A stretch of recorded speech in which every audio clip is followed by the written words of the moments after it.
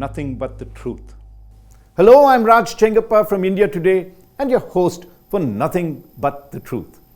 Every week, we will deal with key issues of concern and bring you perspectives and clarity as to why these matter to you and what is the one clear truth that emerges.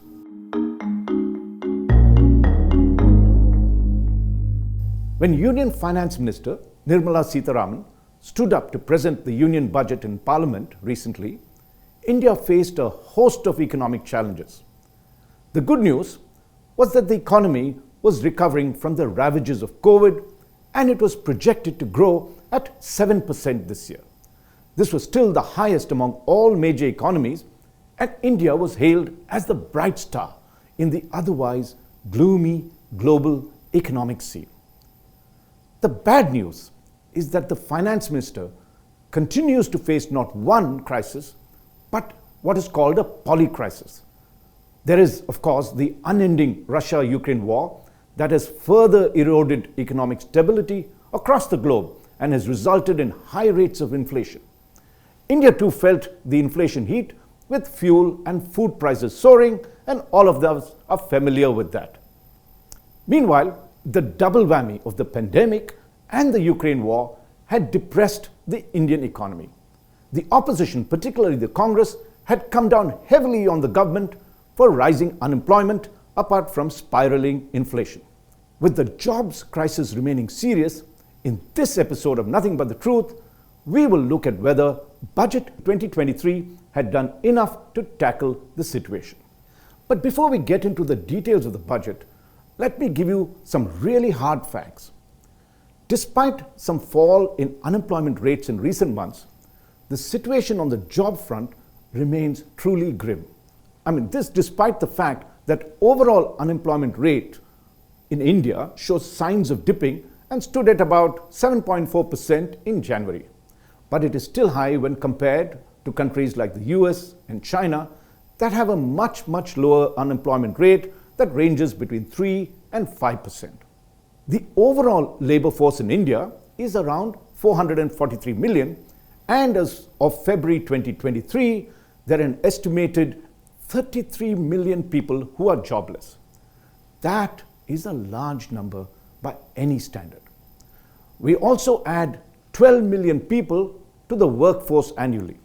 India is currently producing an average around 5 to 6 million jobs, which means that the number of unemployed will continue to rise and grow unless we experience rapid economic growth that would get much higher in terms of number of jobs that we don't have, and we need to produce a lot more. The real pain point is the high unemployment rates for those between 20 and 29 years of age. The Mumbai-based Center for Monitoring Indian Economy, or CMIE as it's called, regularly monitors data on unemployment and employment. In December, CMIE data showed that unemployment rates for those between 20 and 24 years of age had risen sharply to 48%. This is more than double the figure of 20% before the onset of the pandemic. In the age group of 25 to 29 years, the unemployment rate was a high 14%. Put together, that means a large number of Indian youth who are in the prime of their working life are not able to find jobs easily. What's worse is the problem of what is called disguised employment, as many of these people opt for poor-paying fallback jobs till they get the ones that they're really qualified for. The layoffs by international tech companies, and we have seen that in the newspapers, and some Indian startups have not helped matters either. Over 2 lakh techies have lost their jobs overnight, with top companies like Google, Microsoft, Meta, and Twitter, apart from Indian firms, going in for heavy staff cuts. And this 2 lakh figure are Indians. What is also unique about the Indian situation is that despite the growth in the private sector in terms of jobs, government jobs remain the most coveted for India's youth. That's because it gives them job security, assured salary, and prestige. But the government, both at the state and center, employs only 20 million people, or just 5% of the total labor force of around 443 million. There were an estimated 6 million vacancies in government, and this was estimated to be last year. And last October, the Prime Minister launched an online Rozgar Mela, or a jobs fair, that aims to bring down or provide jobs to 1 million people. This would be achieved mostly by filling up existing vacancies in government, whether state or the centre. However, given the magnitude of the problem, band-aid solutions may not be enough. That's where Budget 2023 kicks in. So now let's look at what Finance Minister Sitharaman did in Budget 2023 to address this major problem of joblessness. There were several challenges that the Finance Minister faced even before she presented the budget. While the Indian economy, as we had said earlier, had showed strong signs of recovery, 3 of the 4 engines that make the economy run were sputtering. The 3 engines that were not going at full throttle were firstly exports, that did well early last year, but turned sluggish in the latter half of 2022.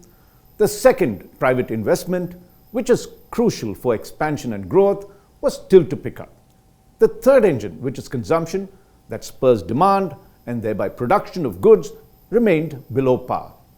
The only engine that was firing in full cylinders was that both the centre and state governments had stepped up public expenditure massively in the past 2 years.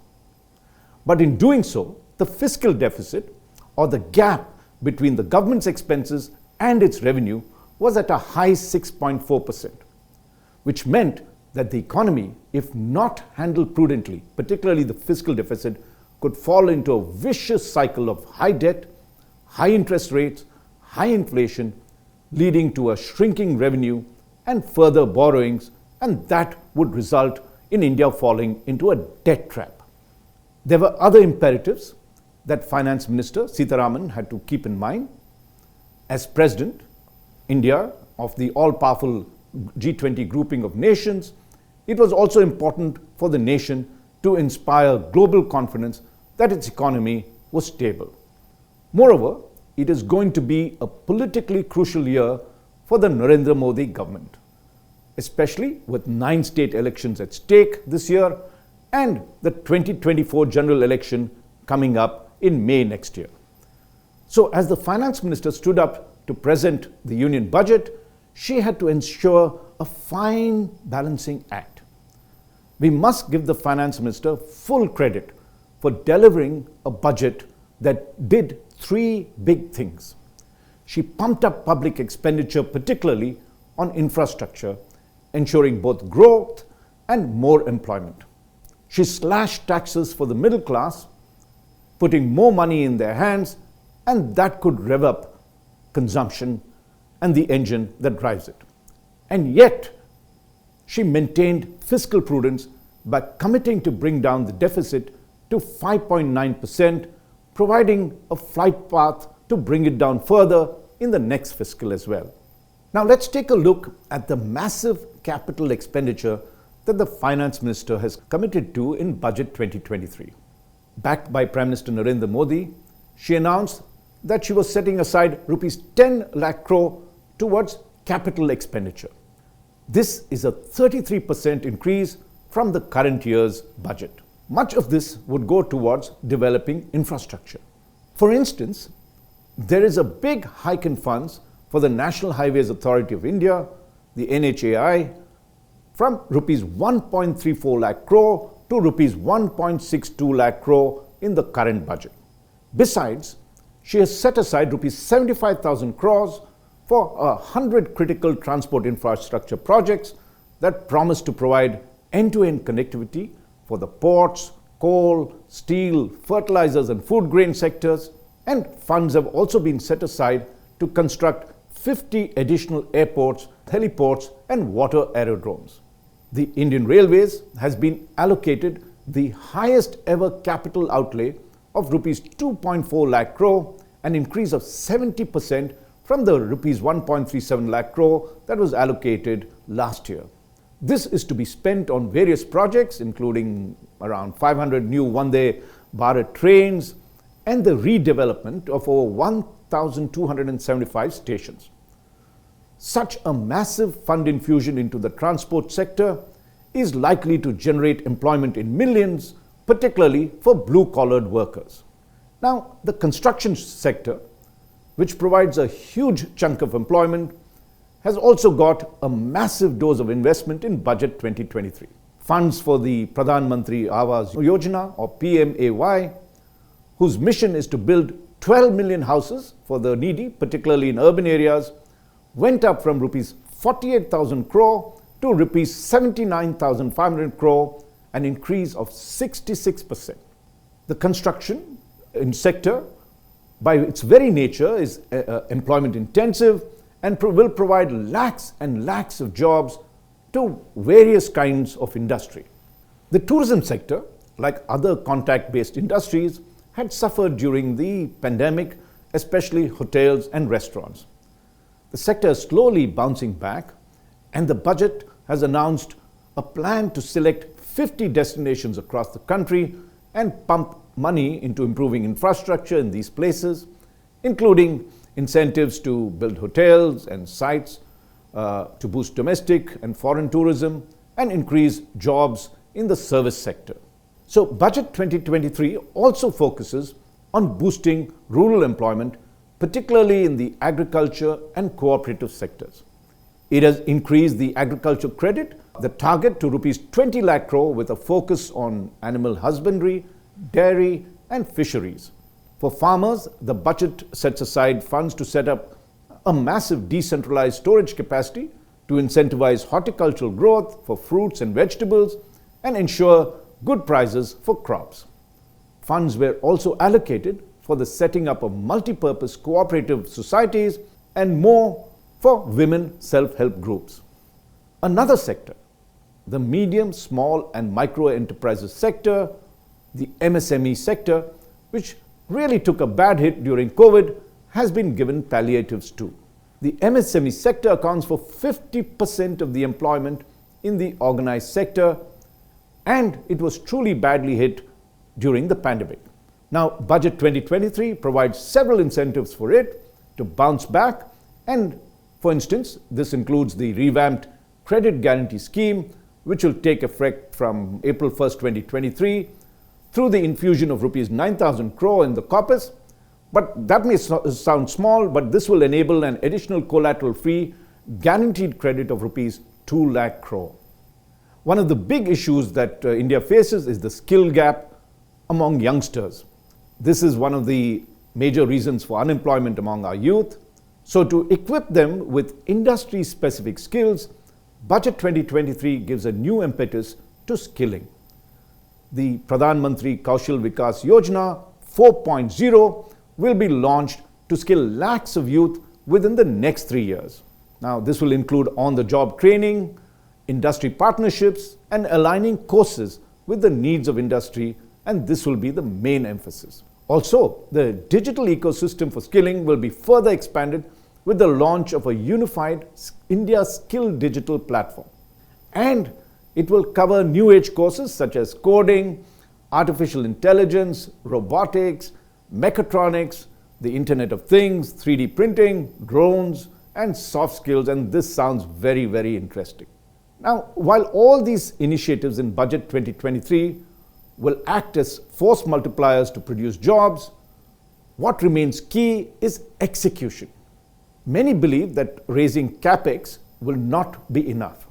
It should stimulate other players in the value chain to invest and add more jobs. For instance, capacity utilization in most companies has been around 70 to 72% and probably even lower in sectors like the FMCG or fast-moving consumer goods. They may then be reluctant, these companies, to go for expansion and add more staff, and it is very important that they rev up, and what the government has done in terms of credit gives them the incentive to do so. There is also just that much that the government can do in terms of Capex to generate employment. Private investment has to kick in significant measure. Unfortunately, businesses are not investing enough at the moment to build new manufacturing capacities that can provide good quality jobs for our youth. Other experts want the government to continue its focus on high growth as they believe it is the fastest and the best way for rapid job creation. Let's say overall, Budget 2023 has ensured that there's something for everyone, and many of the key economic issues have been addressed, even while maintaining fiscal prudence. For that, Finance Minister Nirmala Sitharaman deserves all kudos. But now for the hard part, implementation. For more details, read the latest issue of India Today magazine, which does an in-depth analysis of what Budget 2023 has done to address the job crisis. Thank you for being with me on this episode, and I look forward to having you with me the next week. Nothing but the truth.